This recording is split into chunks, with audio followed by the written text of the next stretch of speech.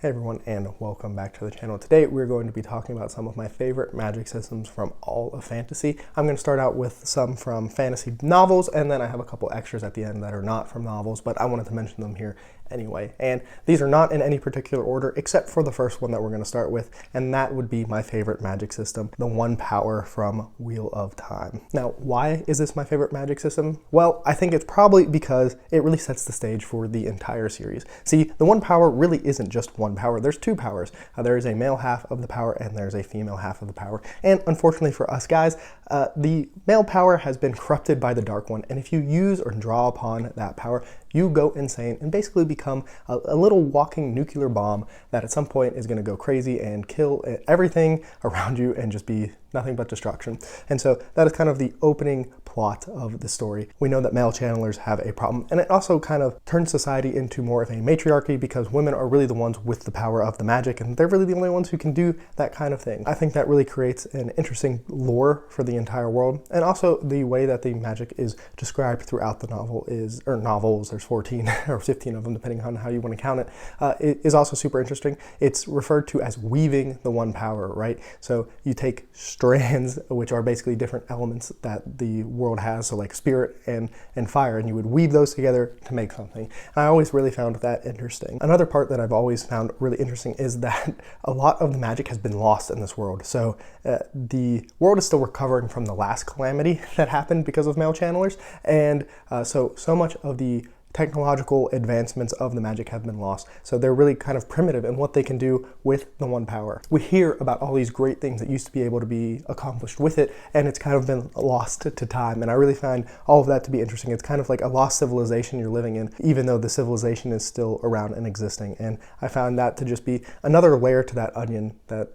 was awesome. I don't want to say there are no limits to what the one power can do, but it really did have a huge possibility, and you see all kinds of crazy things throughout the series of what users are able to do as the story continues and fleshes the world out as a whole. Next up, we should just go ahead and probably mention the big one, right? If you watch any of these videos, if you Google it anywhere, Sanderson is going to come up. He has so many magic systems for all of his books, and what everybody seems to like, or at least what I really like about Sanderson, is his magic systems are normally so interwoven into the worlds themselves that the society, the people, and everything has kind of been tailor-made to fit what magic powers are available. And that makes so much sense, right?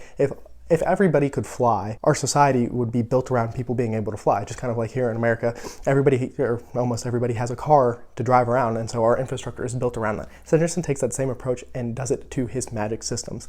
Now, most people probably point to Allomancy as their favorite. It's a super popular one. It is probably the most shining example of that, where the world really is so dependent on all of these allomantic powers. Now, my biggest problem with Allomancy in general is I really don't find only having one power to be all that interesting. I really find the Mistborn aspect of it to be interesting. Now, that gets a little bit built on if you get into Era 2. There are some things that happen and changes that happen, but for me, my favorite one that I have experienced in the Cosmere is actually Surge Binding. So Surge Binding, well, the surges come from Stormlight Archive, and I think, this is going to be kind of a little bit of a carryover from what I like about the Wheel of Time, but what I like about the Knights Radiant is it's kind of a lost thing again. It's kind of something that is coming back to this world, and so there's so much knowledge that we don't have. Something is missing. We're trying to figure things out, and as people are gaining these powers, we don't know exactly what's going on or why and how, and all of these things. And so while it might not be the most thought out, well, it's extremely thought out, but while we might not have it figured out completely like we do, say, in Mistborn with Allomancy, Surge Binding has really pulled my attention as my favorite magic system from Sanderson. I will say, I've only mentioned a couple of them here. Warbreaker also has an amazing magic system. Aeon Door from Elantris has, I mean, all of his books have amazing magic system, so you can kind of pick your poison when it comes to Sanderson. You can read all of his books and really find your perfect magic system. So kind of like the Forgotten Element from Wheel of Time and the Surges from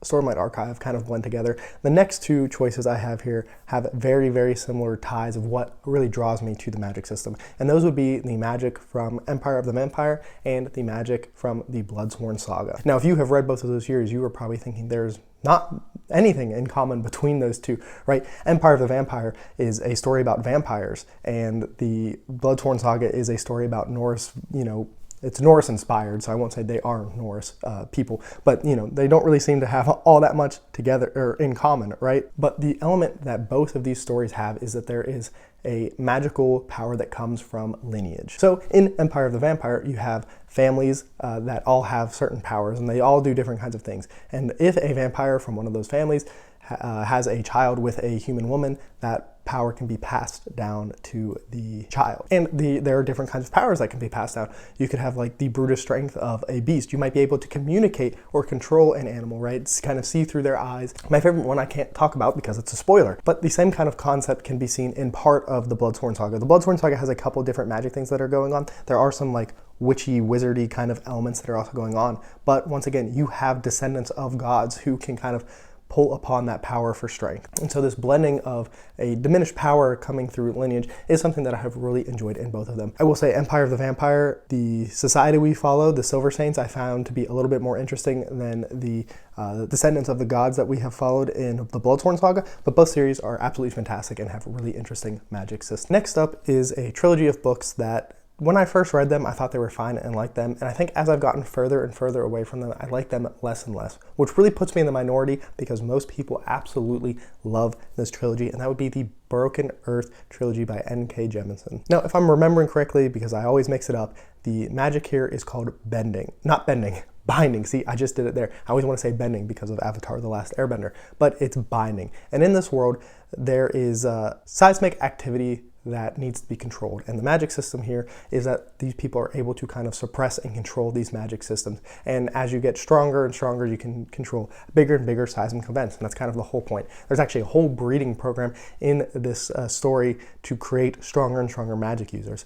Now, like I said, a lot of the stuff did not work for me in this series, but I thought the idea of being able to control these seismic events that are going to, cause calamities throughout the planet was really cool. There's some other elements to the magic system that I don't want to mention because I feel like learning how it works exactly is part of the fun of the book, especially for me. Like I said, it's my favorite part of it. But this magic system is super cool. Just basically being able to earthbend in a fantasy novel is pretty awesome. Now, the next series I want to mention is actually a young adult series, and this is one that I read a really long time ago. I actually talked about it pretty recently on the channel, and that is the Bartimaeus trilogy. And the reason I think I like this magic system so much and it has stuck with me is because it reminds me a lot of Pokemon. Quick side tangent, I'm a huge Pokemon fan. It's one of my weaknesses. It seems like no matter how badly Nintendo messes up a Pokemon game and how bad they are, I always end up buying it and I always end up playing it, and it's just one of my weaknesses. I can't stop, right? And so the Bartimaeus trilogy has a kind of similar concept where you can summon demons, djinns, all kinds of different things and get them to work for you. So it's almost like you're capturing a Pokemon, or a demon in this case, and you are using it to do something. And a lot of times it is manipulation, battling, those kinds of things. Very similar to Pokemon, as you can say. So obviously reading that as a younger kid and being influenced by it and just kind of lining up with some of my other interests, this has always been a magic system that I have thought very fondly of, and I think it is really well done. There can also be consequences in this magic system. I don't want to get too much into it because it's kind of spoilers, but if you are interested in kind of a young adult fantasy series that has this Pokemon element to it, is what I'll continue to call it, this is definitely one that you should check out. And the last series I want to mention here is the God Killer series. I don't know exactly what the name of the trilogy is supposed to be, but this isn't necessarily a magic system so much as it is how the magic interacts with the world. So in this world, there's a god for everything. And when I mean anything, I mean everything. Like there's a god for sandals. If there were tennis shoes, there's probably a god for tennis shoes. And then you also have different like levels of gods. Those would obviously be smaller gods. But you also have like sea gods and river gods and all of those kinds of things and how those interact and kind of the things that are going on in the world. I found that to be really interesting. I'm hoping in the last book we get into it even more. It's pretty prevalent in the first book. It felt lighter in the second book, so hopefully the third book kind of gets back to it. But I thought the idea of like any god being able to have a shrine and like be worshipped and grow and become more powerful the more followers it has was a super interesting idea. It seems like it maybe pulls a little bit on like the Greek mythology idea where, and this could be totally wrong, but I feel like I remember the more a god got prayed to, they were supposed to be more powerful, and that's kind of what you had the big three gods of Greek mythology were so powerful is because that the most people believed in that. I could literally be basing that off of a video game I played once. Lines are getting blurred there. I do have one honorable mention that I want to talk about, and I saved it to the end and I'm mentioning it this way because I'm not sure I understand it enough to really say this is one of my favorite magic systems, but I want to just mention the Warrens from Malazan Book of the Fallen. I don't understand them great yet, but it seems like they are kind of another realm that a magic user is able to pull power from, right? And depending on what the Warren they're pulling from, it kind of depends on what power they're able to pull. I hope I'm even kind of close with that, because with Malazan, it's completely possible that I am very wrong. But because Malazan is going to be such a big and epic series, I'm only on book 3, I can only imagine that the magic system is going to be fleshed out and explained a little bit more than it is in its current state, and I think it'll be one of those ones that climbs into my list. Now, some quick ones I want to mention that aren't necessarily from novels, but are from other media types. I already mentioned it once in this video talking about the Broken Earth trilogy. That would be Avatar: The Last Airbender and bending in general. Personally, I would want to be a firebender because I think that would be the most interesting one, but any of them would be cool. And I think any just kind of elemental ability is something that a lot of people are drawn to. I'm sure I'm not the only one. Now, I have a couple I want to mention just from manga. I didn't realize it at the time when I was writing this out that they all come from it, but that would be the ninjutsu, genjutsu, and everything from Naruto. If you have read or watched Naruto, you know that it's basically a magic system. I know it's not technically magic, even though the series was, I think, originally supposed to be about wizards. I've heard that lore. I don't know if that's actually a real thing that Kishimoto had planned, but I have heard that that is a true thing. There's so many different types of ninjutsu and everything. The series gets crazy with the magic, so that is super cool. I would like to mention Spirit Energy from Yu Yu Hakusho. It's really simple. It's not anything crazy, but like Yu Yu Hakusho is one of my favorite animes of all time, and I always fondly remember like the spirit gun and the spirit sword, which like it's one of those things where it's like when you say it like that, it's so simple, but it's one of those ones with Yusuke having to like harness his ability so much and really work for it. It's just a magic system that has really stuck with me. And I don't even know if you can really count the Titans and Attack on Titan as a magic system, but they are just something I want to mention, and I think they're super cool. Attack on Titan is just one of those series that is so good, and I'm glad I got a chance to mention it here on this list. But that is all for me. I am really losing my voice here for some reason, and let me know what your favorite magic systems are below in the comments. I'm sure there are some really big ones that I haven't read yet that I should definitely get to. Let me know what those are down below, but that's all for me, and as always, have a good one.